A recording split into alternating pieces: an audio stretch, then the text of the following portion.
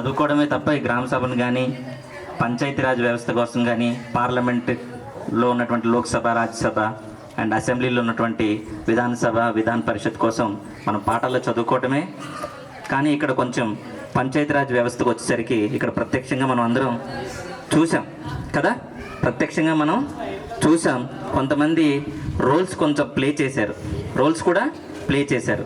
సర్పంచ్ కానీ, పంచాయత్ సెక్రటరీ కానీ, విఆర్ఓ గారు కానీ, హెడ్ మాస్టర్ కానీ, వార్డు మెంబర్ కానీ, కాఫీ ఫార్మర్లు కానీ, ఇలా NGOs, ASHA, youth representatives, ward members, Rozgar సహాయకు, ఎన్ఆర్జీఎస్, వీళ్ళందరూ కూడా వీళ్ళకి కొన్ని బాధ్యతలు అనేవి ఇవ్వడం జరిగింది.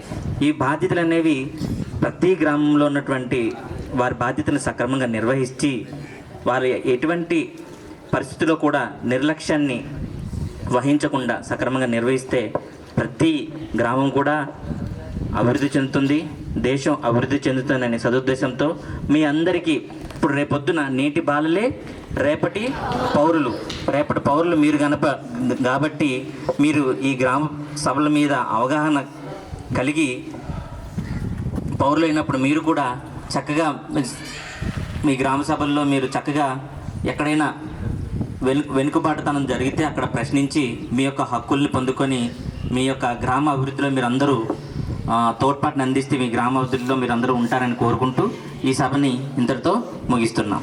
Thank you.